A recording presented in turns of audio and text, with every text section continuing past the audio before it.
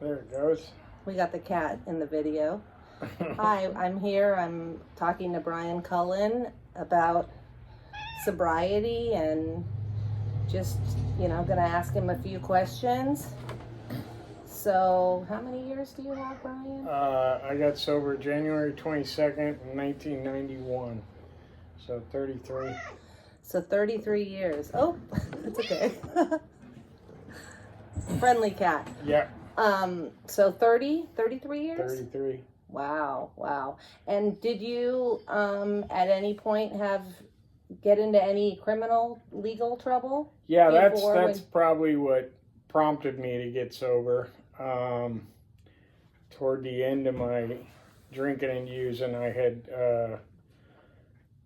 had gotten some trouble and totaled my dad's car and gotten arrested for some drug-related charges, and ended up going to Warm Springs sober treatment center run by LA County, and that was up, above Lake Hughes Road. I remember hearing about that. Yeah, so it was Acton or Warm Springs were the two county facilities. And so was that through drug court by any chance? no, drug court hadn't come along yet. Oh, I was gonna say, that's a long time ago. No, it was pretty much just my attorney negotiated that I do 360 days in the county jail. And 90 days of Warm Springs. And I wasn't quite done using yet, so I manipulated the system to go to treatment first because there was a waiting list. And little did I know that something was going to click while I was there. And I got a minute to look at my life and go, you know what? I need to take a break. And so I went in there January 22nd, 1991. Wow. And when I finished the program, I still tried to get out of the jail time because I was, living at Claire with a men's sober Claire over in Culver City. And the judge said, I'm glad you're doing what you're doing, but you got mandatory jail time. So I had to go do that. So did you get released? How much time did you do out of that 360 well, the days? county jail was so crowded, I did like 5 months. I was going to say sometimes, because I was a clerk back in 91 at Santa Monica Court in the criminal clerk's office. So I remember sometimes we'd give people a year and they'd be back in the courtroom within a couple of days. Yeah, they were pretty much half-time plus some more off, and I only went over to Biscaloo, which was LA, like a annex, kind of like Wayside, or you go through LA County, but I ended up at Biscaloo as a trustee, and I think I went in somewhere in June, and I was out before Christmas. Yeah, I got out. Sounds like you actually did, quite a bit of time out of that 360 days. Yeah, I mean, 5 months out of a year. Yeah, it's not good. too bad. And was that your only time that you? Well, no. I mean, as a juvenile, I yeah. Well, that doesn't. That's all. Yeah, no. That was my last jail sentence. So that was what you got sober from that 90 days. So it worked. Yeah, 33 years. Here we are. Yeah. I'm talking to him. I mean, I went into the county jail with almost 6 months sober. Did you have a really good attitude in there and talk to other people that were in there about maybe helping them get sober? I actually did because, I remember one of the sheriffs saying to me, man, you're always so easygoing in here. And I said, and I told him, I said, look, I go, I just got clean and sober before I came in here. So, I'm locked up. That was actually a good way to do it. Oh, yeah. I mean, in hindsight, yeah. But I was, I was like, well, I'm free from that, I'm free from the addiction. So, yeah, I'm locked up, but I know this is going to pass. And did you ever have a relapse after you got out? It's incredible. It's incredible. It really is. So relapse doesn't have to be part of your story. Yeah, it doesn't have to, you know. I mean, it is for a lot of people. I'm sure I tried to cut back early on because, you know, my mom got involved with AA in the 70s. So I was always exposed to AA. You know, even as a little kid, we used to go to 26 and Broadway and hang out with my mom, but we were smoking joints in the alley while she was at a meeting. Yeah. So, I mean, I knew it was there, but, and I think for a while I stayed away saying, you know, if it ever gets that bad, I know where to go. But you Yeah. can't see that it's that bad Right. because you're in it. Right. You know, it was Right. bad for a long time. Right. So How many years? How old were you when you I started? was 24. Oh, when I got sober, I was 24. When I started using, probably, you know, Early teens. yeah, or That's what- younger, yeah, that's what I- 9 or 10. Yeah. I mean, my brother was 4 years older than me, so And his Growing brother is Paul Cullen, who passed away. yeah, and that was from drug overdose. Yeah, And- so yeah. sad. I met him at a meeting, and he had my Volvo for a while. I let him use my Volvo because I was like, I'm gonna stay home. I don't want to drive. I don't, you know, I just want to stay Sounds home. like Paul. Yeah, yeah. Well, he brought it back to me, and he Yeah. also, him and his girlfriend came up to our beach property in Quamata, and they conceived their daughter up there. Christy, yeah. Yeah, at Yeah, the we have a good Jensen. relationship with Brienne. My She's niece. beautiful. Yeah, it's you know, it was.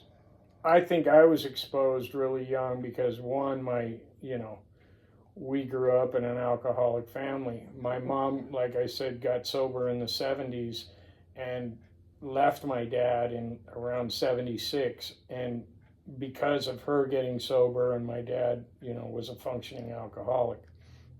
But then having, you know, being raised in the Dogtown skateboard family, you know, with my brother being 4 years older, and he was the youngest Dogtown Z-Boy member.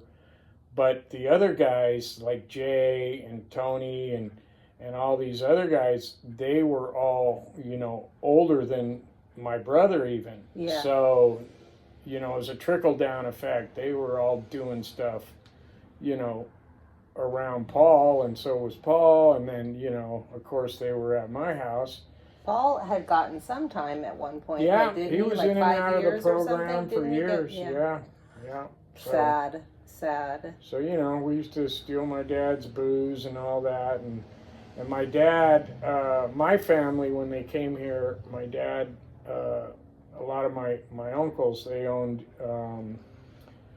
McGinty's Irish Pub. That was Oh, my wow. Uncle Jimmy's. Yeah, so, you know, the Irish come to California and LA, and they open bars. Yeah. Hey, that's a good idea. So we grew up throwing darts, and it was funny for the kids to drink.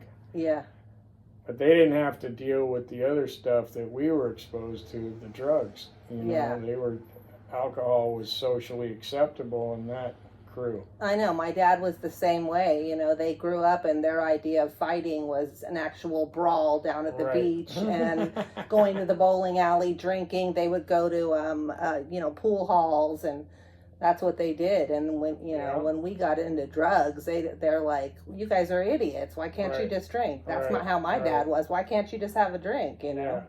Yeah, my dad would find a roach clip or a burnt safety pin, and he'd want to check your arm for needles, Yeah. you know, thinking you're shooting dope or something, and they had no idea what Yeah, they didn't get it. how the Yeah. paraphernalia even worked. I don't even think my dad ever smoked weed. I think he maybe took a hit once, and he's like, I'm I gonna can stick honestly with the say booze. my dad never did. Yeah, I don't think my dad did either, Yeah. to be quite honest. I know he told me that he put cocaine in his mouth one time and hated it.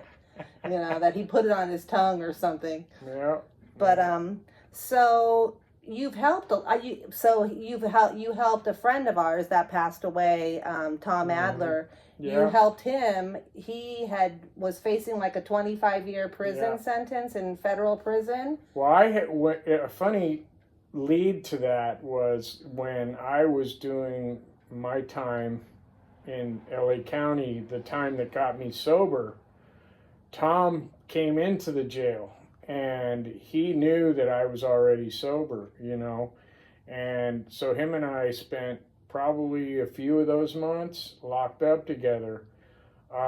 Tom wasn't quite done with his using. You know, I used to finance his gambling with the Chicanos in jail. I think he got the gambling from Yeah, my oh, dad. yeah. From my dad for sure. He'd tell me give him 40, and he'd come back with $100, and so I was his banker. But then when he got out, he got in some more trouble, and he was running I think a load of pot through Texas or somewhere there when he got caught, and so he was contacted me and said, hey, and I think not long after I finished the jail time and all that, I had moved away to Mammoth, and I'll tell you about that later, how I got into, but I think I was already working in treatment when he got in trouble and asked me if I would write a character reference letter for him. And I did, because, Tom was always had a good heart, and good intention. He was just trying to get by. Trying to get clean. And yeah. And he had his struggles getting clean. So I knew there was some good that he could do. And by that, the letter to the feds, because he was looking at a lot of time, over 25 years. Wow. And so I think they took that into consideration, and his personality. And how much time did he end up doing out of that 25 I want to years say before no your more letter than, helped get him out? 5 years, I think. I just think that's incredible. Because that's it was incredible. almost like an alternative sentencing type of thing, which I can tell you about later, because in my professional career, I helped develop some of those programs. That when you mentioned drug court, Prop 36, I was actually on the development panel for those programs. Yeah. Through the courts. But I remember when they first came out with it, we had to be trained on it, and it was I would see people get their 1 year in the courtroom, and they would have celebrations. So so I was able to write some good words for him, and when he came out of there, he actually was able to attend some chemical dependency education programs in there, and get some education under his belt. So when he came out, he actually became an advocate and started doing some alternative sentencing work for attorneys. Yeah. Because the last of his experience. time I saw him, he was like really big in the court system. Like he was, getting people out of jail, and judges. Yeah. And I think you told me a story at his memorial that, judges like let him in the chambers, to go, to help people get out. He was well respected for what he was doing, because he was, coming from the heart, back when, so I had, just to backtrack a little bit, when I got sober, I moved away from Venice, and I went up to Mammoth, and I spoke at a meeting, and a lady approached me and offered me basically a job, saying, would you like to work in treatment? So I started working in treatment in 1992. Wow.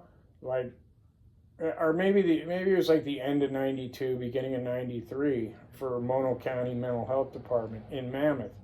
I went up there just to get away and be a lift operator, and then one thing led to another. So that's where I started my work, and I ended up working for Mono County for 3 years up there.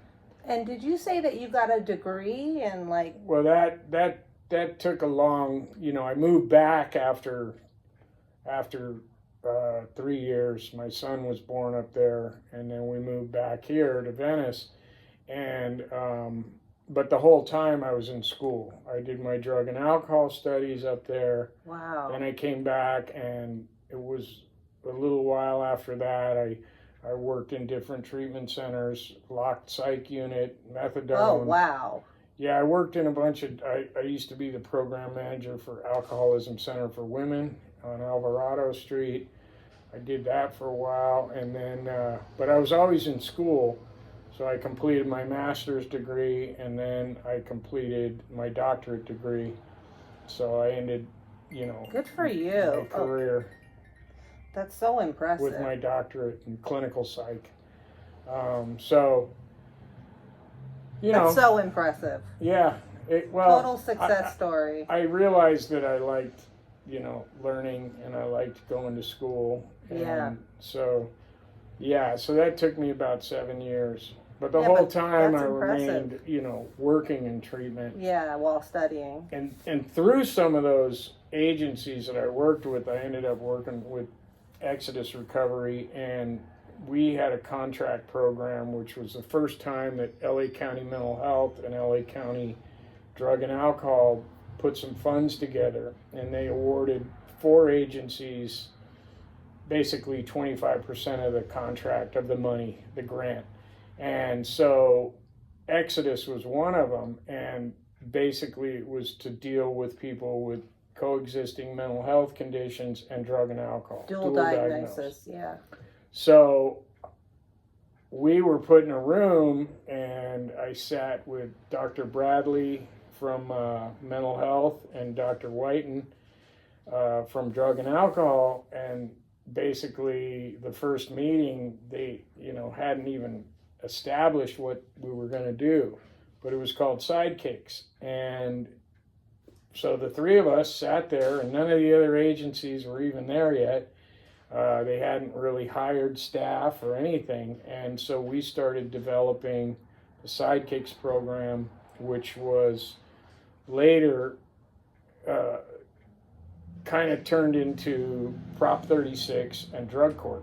Wow, that's great. So all the clients that really couldn't make it through drug court, they didn't know what to do with. So they would call Sidekicks. And so we would come in as case managers and deal with their medication issues along with their substance abuse stuff, and basically walk them through the system so that they could complete. That they could complete the drug court. And that involved me working a lot with the guys from Impact Treatment Center and Judge Marcus downtown. He was instrumental in all of that. That was before any alternative sentencing type stuff was even happening. Yeah. They were just basically locking people up.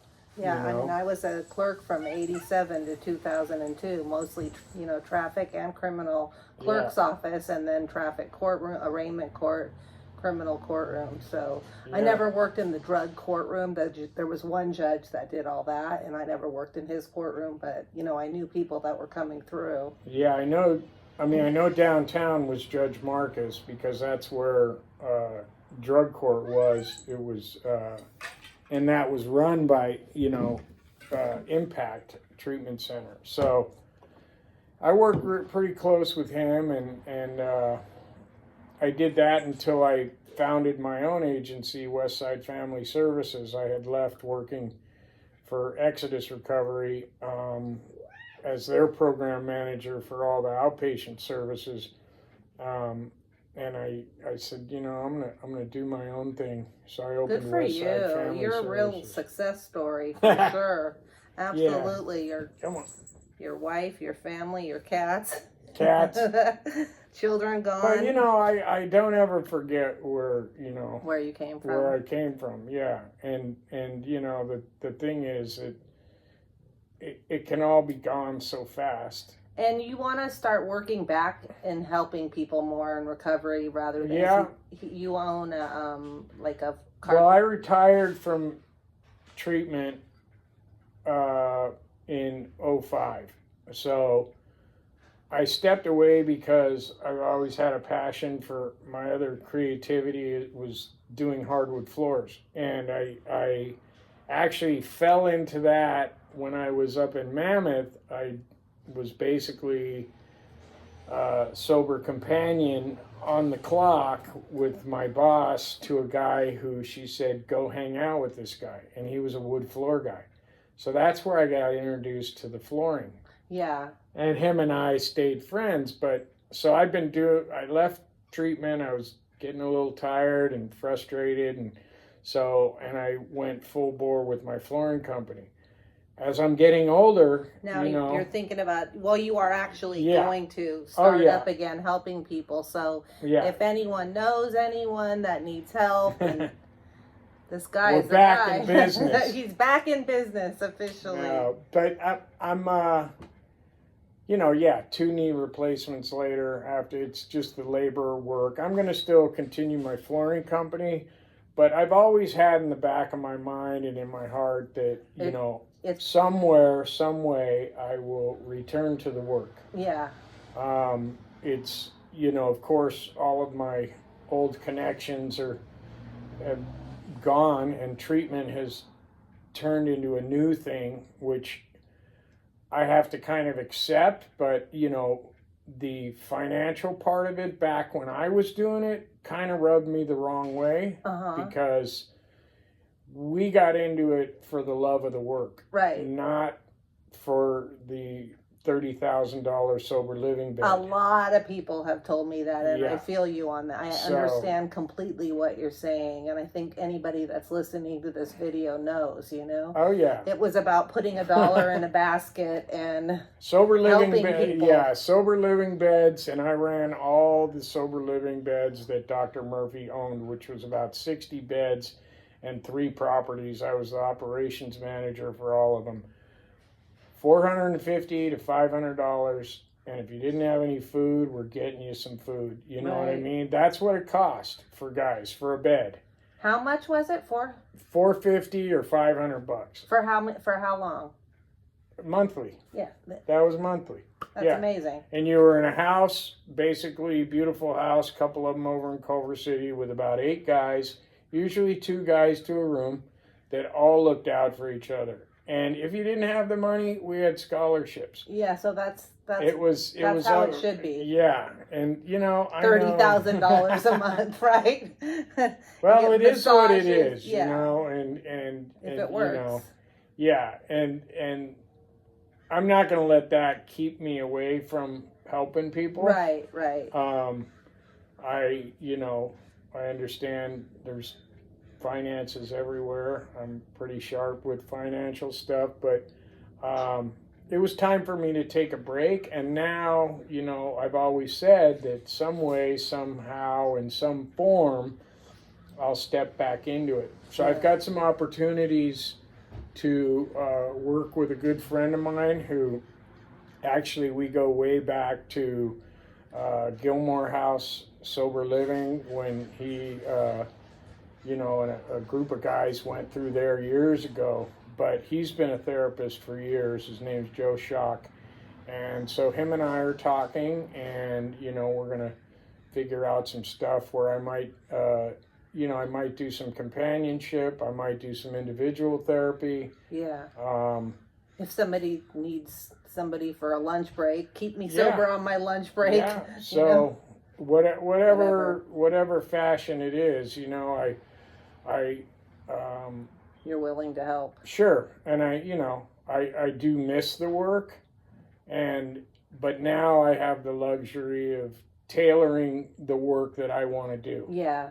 I'm not going to come and run your treatment center for 60 hours a week. Right. I did that. Right. You know, so that's. What about doing interventions? Love to. Yeah, that would be great. Seems like that would be perfect for you. Yeah. Go in and. I mean, a lot of intervention, which people, you know, they hype up, and yeah, we have shows and this and that, and some of them are very tough. I'm not trying to minimize it. However, most interventions, people just need to know that there's someone who cares. Yeah, that's what someone it seems that's like. going to listen to them, right, and actually get them help. Like, yeah.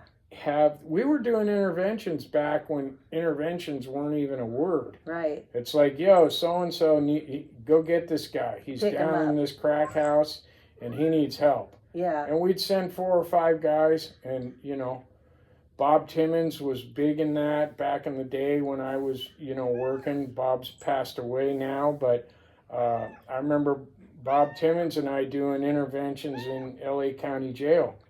You know, going in and seeing guys, and you know, a couple of those guys, you know, ended up getting reduced sentences too, just because we were willing to take them to treatment. Yeah, and help them stay Yeah. sober. So the judges, they always love that. Yeah. You know, the judges are always happy to help people that want help when it comes to addiction. You gotta and have a plan. alcoholism. Yeah. You know, you can't just say, "Oh yeah, we're gonna take them to Second and Hill Street to a meeting."